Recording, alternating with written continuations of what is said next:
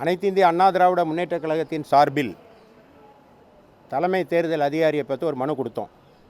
அதாவது தமிழ்நாட்டில் நடைபெறுகிற தேர்தல், பாராளுமன்ற தேர்தல் நியாயமாகவும் சுதந்திரமாகவும் வெளிப்படைத்தன்மையுடையதாகவும் நேர்மையாகவும் நடக்குதான்னு ஒரு சந்தேகத்தை ஏற்படுத்தியிருக்கிறது. குறிப்பாக சேலத்தில் முன்னாள் அமைச்சர் செல்வ கணபதி திராவிட முன்னேற்றக் கழகத்தினுடைய வேட்பாளராக போட்டியிடுகிறார். அவருக்கு 2 வாக்குகள் இருக்குது. இது கிரிமினல் அஃபென்ஸு, அதாவது செக்ஷன் 17 ஆஃப் ஆர்பி ஆக்டில் அவ்வாறு 2 வாக்குகள் இருந்தால் அது தப்புன்னு சொல்லியிருக்காங்க. அது மட்டும் இல்லாமல் செக்ஷன் 31 ஆஃப் ஆர்பி ஆக்டு அது தண்டனைக்குரிய குற்றம்னு சொல்லியிருக்கு. அவங்க வாக்குரிமை அப்போ போயிடும். அப்போ வாக்குரிமை இல்லாத ஒருவர் எப்படி தேர்தலில் போட்டியிட முடியுங்கிறது எங்களுடைய கேள்வி. இதை தேர்தல் அதிகாரிகிட்ட சொன்னோம். அது மட்டும் இல்லாமல் இந்த முறை இந்திய தேர்தல் ஆணையம் வேட்பு மனு தாக்கல் செய்யும்போது ஒரு புதிய விஷயத்தை சேர்த்து இணைக்க சொல்லியிருக்காங்க. ஏற்கனவே அஃபிடவிட் இருக்கும். இந்த முறை 2A என்று சொல்லப்படுகிற வேட்பு மனுவிலே நீங்கள் ஏதாவது ஒரு வழக்கில் தண்டிக்கப்பட்டு விடுதலை கூட ஆகிருக்கலாம். ஆனால் அந்த வழக்கு விவரங்களை சொல்லணும்னு சொல்கிறாங்க. ஏன்னா தேர்தல் ஆணையம் என்ன நினைக்குதுன்னா, இந்திய தேர்தல் குற்றவாளிகளுடைய ஆதிக்கம் தேர்தலில் குறைவாக இருக்கணும், குற்ற பின்னணி உடையவர்கள் இருக்கக்கூடாதுங்கிறது தேர்தல் ஆணையத்தினுடைய நோக்கம். அதற்காக தான் இந்த அஃபிடவிட்டை தாக்கல் செய்ய சொல்கிறாங்க. ஏற்கனவே அஃபிடவிட் வழக்கத்தில் இருந்து இப்போ வேட்பு மனுவிலே சொல்கிறாங்க. வேட்பு மனுவில் நீங்கள் ஒரு வழக்கில் தண்டிக்கப்பட்டு பின்னால் உயர் நீதிமன்றங்களில் நீங்கள் விடுவிக்கப்பட்டிருந்தாலும் கூட அந்த 2 ஏதாவது உங்களுக்கு ஏற்கனவே தண்டனை இருந்தால் அதை பற்றி சொல்லணும் அப்படின்னு ஒரு ஃபார்ம் இருக்குது. அது 3Aல இருக்குது. ஆனால் செல்வ கணபதி டெலிபரேட்டாக வேண்டுமென்னே நோயிங்லி அவர் 2 வழக்குகளை மறுச்சிருக்கார். ஒன்று ப்ளஸ் அண்ட் ஸ்டே ஹோட்டல் வழக்கு, இன்னொன்று கலர் டிவி வழக்கு. இந்த 2லையும் அவர் தண்டனை பெற்றார். அதற்கு பிறகு மேல்முறையீட்டில் அவர் விடுதலை ஆகியிருக்கார். அப்போ தண்டனை பெற்றதை அதில் சொல்லியிருக்கணுமா இல்லையா? அதனால் இது மெட்டீரியல் ஃபேக்ட். அவர் மறைச்சிருக்காரு நோயிங்லி, அவர் அறிந்தே அதை மறைச்சிருக்காருங்கனால அவருடைய வேட்பு மனுவை தள்ளுபடி செய்யணும்னு நாங்கள் கேட்டோம். அப்போ தள்ளுபடி அதை அந்த மாவட்ட தேர்தல் அதிகாரி இயந்திரத்தனமாக, அதாவது மெக்கானிக்கலின்னு நாங்கள் லீகலில் சொல்லுவோம், நான் அப்ளிகேஷன் ஆஃப் மைண்ட், அதை மனதை செலுத்தாமல் அவர் மெக்கானிக்கலாக இயந்திரத்தனமாக செயல்பட்டு அந்த மனுவை ஏற்றுக்கொண்டது தவறு. இப்போ நாளைக்கு தேர்தலில் அவர் வெற்றி பெற முடியாது, வெற்றி பெற்றால் அந்த தேர்தல் செல்லாது. ஏன்னா தேர்தல் வழக்குன்னு வரும்போது இந்த விஷயம் மெட்டீரியல் ஃபேக்ட் மறைச்சிருக்காரு. எலெக்ஷன் கமிஷனுடைய நோக்கத்துக்கு எதிராக அதை ஒரு 2 வழக்குகளில் அவர் தண்டனை பெற்ற விவரத்தை அவர் விடுதலையானார்னு அதில் எழுதணும். எந்த நீதிமன்றத்தால் விடுதலை செய்யப்பட்டார்னு அதில் குறிச்சிருக்கணும். அப்போ தேர்தல் ஆணையத்துடைய நோக்கத்துக்கு எதிராக அந்த அஃபிடவிட், அந்த வேட்பு மனு இருக்கிறனால அந்த வேட்பு மனு நிராகரிக்கப்பட்டிருக்க வேண்டும். அது மட்டும் இல்லாமல் கோயம்புத்தூரில் அதை விட பெரிய குத்து. கோயம்புத்தூரில் பாஜக வேட்பாளர் அண்ணாமலை ஒரு அஃபிடவிட் தாக்கல் பண்ணுறாரு. அஃபிடவிட்டை நான் ஜுடிஷியல் ஸ்டாம்ப் பேப்பரில் இருக்கணும். இதுக்கு சர்க்குலர் இருக்குது, எலெக்ஷன் கமிஷனுடைய சர்க்குலர் இருக்குது, சென்னை உயர்நீதிமன்றத்தினுடைய உத்தரவு இருக்குது. 2017 ஒரு வழக்கில் உத்தரவாகவே போட்டிருக்காங்க எவ்வளோ ரூபா ஸ்டாம்ப் பேப்பரில் அது இருக்கணும், அது ஜுடிஷியலாக நான் ஜுடிஷியலான்னு. இப்போது அவர் வேட்புமனு தாக்கல் செய்தது கோர்ட் ஃபீஸ் ஸ்டாம்பை ஒட்டியிருக்கார்.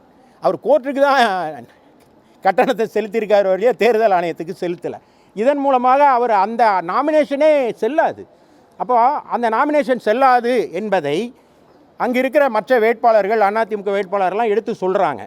சொன்ன உடனே அங்கேயும் தேர்தல் அதிகாரி செவிட்டுத்தனமாக காதை பொத்தி கொண்டு அதை அக்செப்ட் பண்ணிவிட்டு எந்திரத்தனமாக அதை அக்செப்ட் பண்ணிக்கிறார். கேட்டால் அது மெட்டீரியல் ஃபேக்ட்லன்னு பின்னால் சொல்லலாம். நீங்கள் எலெக்ஷனில் கோர்ட்டில் பார்த்துக்குங்கன்னு நான் சொல்கிறேன். ஏற்கனவே இதே போன்று ஒரு மாநகராட்சி தேர்தல், நான் நினைக்கிறேன் அது பஞ்சாபா ஹரியானான்னு தெரில, உச்சநீதிமன்றம் கூப்பிட்டுச்சுல்ல, தேர்தல் அதிகாரியை அழைச்சி விளக்கம் கேட்டாங்கல்ல. அதனால் அதிகாரிகள் தவறு செய்தால் தண்டிக்கப்படணுங்கிறது எங்களுடைய வாதம். நான் அதை எலெக்ஷன் கமிஷனில் ஏற்கனவே தெரிவிச்சிருக்கிறோம். இப்போ இந்த கோயம்புத்தூர் தேர்தல் அதிகாரி என்ன பண்ணிட்டார்னா, இந்த அப்ஜெக்ஷன் வந்த உடனே ஒரு 5 மணிக்கு எல்லாரையும் கூப்பிட்டு அவர் இன்னொரு நாமினேஷன் ஃபைல் பண்ணியிருக்காருன்னு ஒரு புதுசாக ஒரு கரடியை விட்டார். அதுவும் தப்பு, அது சட்டவிரோதம். எப்படின்னா, இன்னொரு நாமினேஷன் அஃபிடவிட்டை அவர் தாக்கல் செய்திருந்தால் அது எப்படி செல்லும் அப்படின்னா, அவருக்கு ஒரு செக்லிஸ்ட் கொடுப்பாங்க.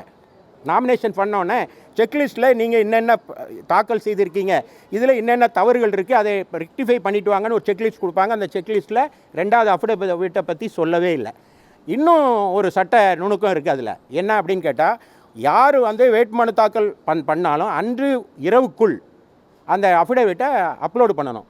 ஆனால் அவர் முறைப்படி செய்ததாக கூறப்படுகிற, அதாவது நான் ஜுடிஷியல் பேப்பரில் செய்ததாக கூறப்படுகிற அந்த சரியான அஃபிடவிட்டை பரிசீலனை அன்று சாயங்காலம் தான் அஃபிடவிட்டை அப்லோடு பண்ணுறாங்க. இதுலேருந்து தெரியுதா அது தவறான அஃபிடவிட்னு தெரியுதா? நான் வேட்பாளரை இதில் குறை சொல்லலை. வேட்பாளர் தவறு செய்துட்டார், நான் அவருக்கு அதுக்கு வாய்ப்பு இருக்குது, அதை திருத்தி தருவதற்கு வாய்ப்பு இருக்குது. ஆனால் அந்த வாய்ப்பு வந்து என்றைக்குன்னா பரிசீலனை வேட்புமனு தாக்கல் செய்த அன்று மாலை 3 மணிக்குள்ளே தான். அதுக்கு பிறகு அவருக்கு வாய்ப்பு இல்லை. ஆனால் அதிகாரி வேண்டுமென்றே அவருக்கு சகாயம் செய்கிற வகையில் அண்ணாமலையுடைய வேட்புமனு தாக்கலை ஏற்றுக்கிட்டது தப்பு. இதனால் என்ன அப்படின்னா, இந்த 2 அதிகாரியும் அங்கே இருந்தால், நான் ஏற்கனவே சொன்னேன், சேலமுடைய ரிட்டர்னிங் ஆஃபீஸர், இன்னொன்று கோயம்புத்தூருடைய ரிட்டர்னிங் ஆஃபீஸர், இவங்க மாவட்ட தேர்தல் அதிகாரி, அவங்க மாவட்ட ஆட்சித்தலைவர், இவங்க இருந்தால் எப்படி நேர்மையான தேர்தல் நடைபெறும்? இவங்களுக்கு ஒன்று சட்டம் தெரியலன்னு எடுத்துக்கலாம், அதை கேட்குற பொறுமை அவங்களுக்கு இல்லை, சட்டம் இல்லை, இல்லைனா ஒருத்தருக்கு சகாயம் பண்ணுறாங்க. அப்போ இப்படி சகாயம் செய்கிறவரும் அவருக்கு ஒருத்தருக்கு ஃபேவராக நடந்துக்கிறவரும் சட்டம் தெரியாதவருமா இருந்தால் அவர் எப்படி நேர்மையான தேர்தலை நடத்த முடியும்? அதனால் எப்படி அங்கே எலெக்ஷன் வந்து ஃப்ரீ அண்ட் ஃபேர் எலெக்ஷன் அங்கே நடக்கும்? அதனால் இந்த 2 அதிகாரிகளையும் நீக்கணும், அந்த இடத்துலேருந்து எடுத்துகிட்டு வேறு அதிகாரியை போடணும்னு எலெக்ஷன் கமிஷனில் சொல்லியிருக்கோம். 2. 3வது என்ன சொல்லுங்கன்னா, நீலகிரியில் இன்னொரு குத்து, அங்கே எல் முருகன் போட்டியிடுகிறார். அங்கே அதிமுகவுக்கு 11 மணிலேருந்து 1 மணிக்குள்ளே வேட்புமனு தாக்கல் பண்ணலான்னு டைம் கொடுத்துருக்காங்க. உங்களுக்கு ஏற்கனவே நார்த் மெட்ராஸில் நடந்த அதே குத்து தான், டைம் கொடுத்துருக்காங்க. பாரதிய ஜனதா கட்சிக்கு 12 மணி வரை தான் டைம், 11லேருந்து 12க்குள்ளே பண்ணணும்னு. ஆனால் அவங்க ஏனோ அவங்க வந்து மனு தாக்கல் பண்ணல, அவங்களுடைய டைம் 12ஓட முடிஞ்சு போச்சு. அப்போ அதிமுக வேட்புமனு தாக்கல் செய்ய விட்டுருக்கணும்ல. அவர் விடாமல் அதிமுகவினர் வருகிற போது அவர்களை தடுத்து நிறுத்தி அவங்க மேலே தடியடி நடத்தியிருக்கிறார் மாவட்ட காவல்துறை அதிகாரி சுந்தரவடிவேல்னு, திருவாளர் சுந்தரவடிவேலுங்கிற சூப்பரண்ட் ஆஃப் போலீஸ் தான் உத்தரவு போட்டிருக்காரு. அது மட்டும் இல்லாமல் அவங்க மேலே அதிமுகவினுடைய மாவட்ட செயலாளர் உட்பட அனைவர் மீது வழக்கு, பிடிவாரண்ட், அதாவது வெளியில் ஜாமீனில் வர முடியாத வழக்கு. அரவிந்த் கெஜ்ரிவாலை தடுத்து வச்சா ஊன்னு சொல்கிறீங்களே, ஆனால் இங்கே ஒன்றுமே சொல்லவே இல்லையே. ஒரு மாவட்ட செயலாளர் தான் முக்கியமான தேர்தல், அவருக்கு தேர்தல் ஏஜெண்ட் கேண்டிடேட்டுக்கு, அவரே நீங்கள் முடக்க பார்த்தீங்கன்னா அப்போ தேர்தல் எப்படி நடக்கும்? எனவே அவரையும் மாற்றணும். இன்னொரு விஷயம் என்னென்னா, அதே ஊட்டியில் நீலகிரியில் டிஆர்ஓ இருக்கிற கீர்த்தி பிரியதர்சினின்னு பேர் சொல்கிறாங்க. அந்த டிஆர்ஓ 2020 ஜாயின் பண்ணி 4 வருடமாக 3.5 வருடங்களுக்கு மேலே அங்கே இருக்கிறதா சொல்கிறாங்க தகவல்கள். அதிகாரிகள் தான் அதை விளக்கணும். அப்படி இருந்தால் அந்த தேர்தல் ஆணைய விதிமுறைகளின்படி 3 ஆண்டுகளுக்கு மேலே ஒரே இடத்துல இருக்கிறவங்கள மாற்றிருக்கணும். இது மாற்றலை ஒன்று.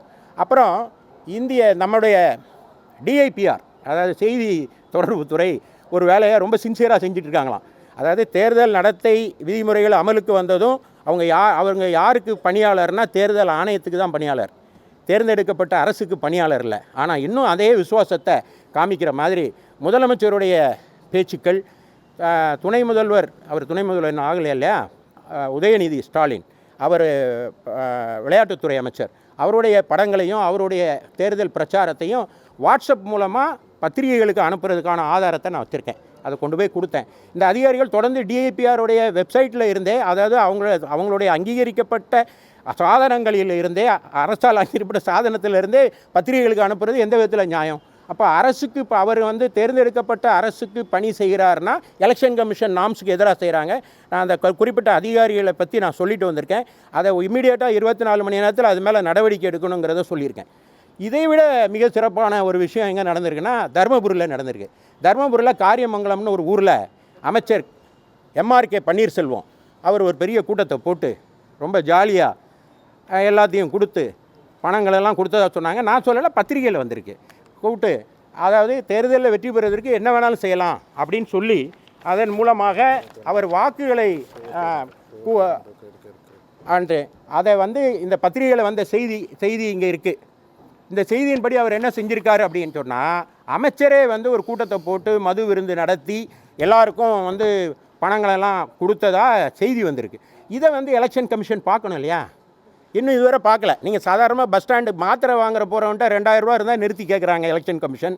யாராவது வந்து அந்த ரம்ஜானுக்கு துணி எடுக்க போகிற பர்தா அணிந்த பெண்களை தடுத்து நிறுத்தி உள்ளே இருக்க பாக்கெட்டை எடுலாம் நடந்துகிட்ருக்கு. இஸ்லாமிய பெண்கள் இப்போ ரம்ஜான் வருது, துணி எடுக்கிறதுக்கு நீங்கள் புது துணி வாங்குவதற்காக ஜவுளி கடைக்கு போனால் போகிற வழியிலே எவ்வளோ பணம் வச்சுருக்கீங்கன்னு மறித்து கேட்குற போலீஸார் நடக்கலாம் நடந்துகிட்ருக்கு, கூத்தெல்லாம் நடந்துகிட்ருக்கு. ஆனால் இவ்வளோ பெரிய வயலேஷன் நடந்துகிட்டு இருக்கு. எலெக்ஷன் கமிஷன் கண்மூடி மௌனமாக இருந்தால் என்ன அர்த்தம் என்று கேட்பதற்காக நான் வந்து எலெக்ஷன் கமிஷனரை பார்த்தேன். அது மட்டும் இல்லாமல் எம்சிஎம்சின்னு ஒரு அமைப்பு இருக்குது. அதாவது அதிமுக தரப்பில் தரப்படுகிற விளம்பரங்களை ஆய்வு செய்து உடனடியாக பெர்மிஷன் தரணும். அதை தரவே இல்லை. 1-2 கொடுத்துட்டு எல்லாத்தையுமே போதிய அளவில் அதுக்கு அதிகாரிகள் நியமிக்கப்படலைன்னு அறிய வருகிறேன். அதனால் ஒரு காலதாமதம் ஏற்படுது. எலெக்ஷனே 4 வாரம் தான் இன்னும் முடிய போகுது. அப்போ எங்களுடைய நாங்கள் கொடுக்குற விளம்பரங்களை உடனடியாக ஆய்வு செய்து அதற்கான அத்தாட்சியை தந்தால் தான் நாங்கள் தொலைக்காட்சிகளில் அதை ஒளிபரப்ப முடியும், பொது ஊடகங்களில் வெளியிட முடியும். அதனால் அதையும் விரைவுபடுத்த சொல்லியிருக்கேன். ஆக மொத்தம் நீங்கள் இதெல்லாம் பார்த்தீங்கன்னா சட்ட ரீதியாக இப்போ நான் பேசினேன். அதாவது கோயம்புத்தூர், சேலம், ஈரோடு 2 கலெக்டர்களுடைய தவறான நடவடிக்கை, அவங்கள மாற்றணும். நீலகிரி எஸ்பி வந்து அவருடைய நடவடிக்கை ஒருதலை பட்சமானது, அவரையும் அந்த இடத்துலேருந்து மாற்றணும். கீர்த்தி ஒரு டிஆர்ஓ அவங்களும் 4 வருடமாக தொடர்ந்து 3 வருடத்துக்கு மேலே இருக்காங்கன்னு சொல்லியிருக்கேன். டிஐபிஆர் ஆஃபீஸர்ஸை பற்றி சொல்லியிருக்கேன். இதெல்லாம் லீகல் பாயிண்ட்ஸ்.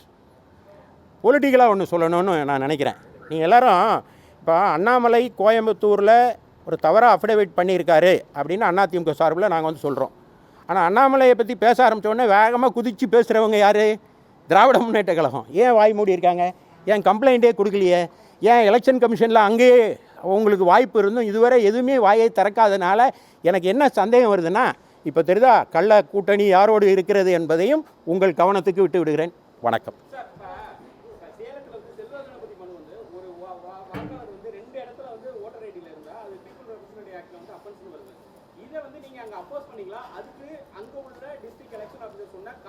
அதாவது ஆர்பி ஆக்ட் 17ல்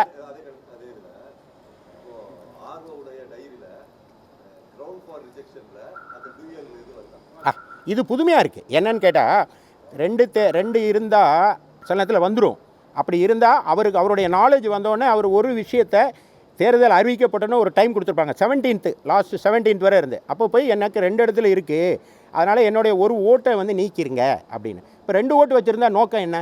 கள்ள ஓட்டு போடுறது தானே. இது மாதிரி எத்தனை ஓட்டு இருக்கும்? இதை தான் நான் திருநெல்வேலியில் இன்னும் 23,000 ஓட்டு இருக்குது, போலி வாக்காளர்கள் இருக்காங்கன்னு நான் சொல்லிகிட்டே இருக்கேன். எலெக்ஷன் கமிஷன் அதை கண்மூடி அதை காதை பொத்திக்கிறாங்க, கண்ணை மூடிக்கிறாங்க, யாரும் கேட்குறதே இல்லை. அப்படின்னா அது எப்படி நியாயமான தேர்தலாக இருக்குன்னு நான் கேட்குறேன். அப்போ செக்ஷன் 17 ஆஃப் ஆர்பி ஆக்ட் படி 2 இடத்துல ஓட்டு இருக்கக்கூடாது. சரி, அப்படி இருந்தால் என்ன? அப்படி இருந்தால் என்ன, அதுக்கு என்ன ரெமெடி அப்படின்னா செக்ஷன் 31 ஆஃப் ஆர்பி ஆக்ட் என்ன சொல்லுதுன்னா, அது வந்து கிரிமினல் அஃபென்ஸு அப்படின்னு, அது தண்டனைக்குரிய குற்றம்னு சொல்லுது. அதுக்கு யார் கம்ப்ளைண்ட் கொடுக்கணும்? எலெக்ஷன் கமிஷனர், இந்த அதிகாரி உடனே போய் கம்ப்ளைண்ட் கொடுத்துருக்கணும். அதையும் நாங்கள் சொல்லியிருக்கோம். ஆனால் இதுவரை எந்த கம்ப்ளைண்ட்டும் பண்ணல. இது ஒரு சாமானியன் தவறு செய்தால் உடனடியாக தண்டிக்கிற இந்த அரசாங்கமும் இந்த சட்டங்களும் ஒரு வலுத்தவன் தவறு செய்யும்போது மட்டும் ஏன் பம்மிக்கிடுதுங்கிறது தான் எங்களுடைய கேள்வி. இல்லை, அதாவது ஸ்பீக்கிங் ஆர்டர் அவர் தரல, அதில் தரல. இன்னொன்று வந்து ரிஜெக்ஷனுக்கு இருக்கிற கிரவுண்டில் அது இல்லைன்னு. ஆனால் மெட்டீரியல் அதில் வந்து அதாவது நீக்கம் செய்வதற்காக ஃபிலிம்ஸியாக சாதாரண எளிமையான காரணங்களால் வந்து நீங்கள் வந்து தள்ளுபடி செய்யக்கூடாது அப்படின்னது. இது மெட்டீரியலி அஃபெக்டட். எப்படின்னா அவர் வாக்காளரே இல்லை, ரெண்டு இடத்துல வாக்கு வைத்திருந்தால் இந்த வழக்கு முடிவில் அவருடைய வாக்குரிமை பறிக்கப்படும்.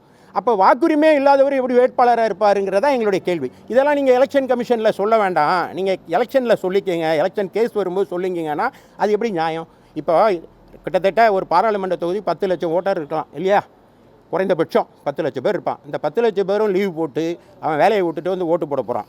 அப்போ அப்படி ஓட்டு போடுறவங்க வேலை இல்லாமல் வந்து ஓட்டு போடுறாங்க, ஜனநாயக கடமை ஆற்ற வராங்க.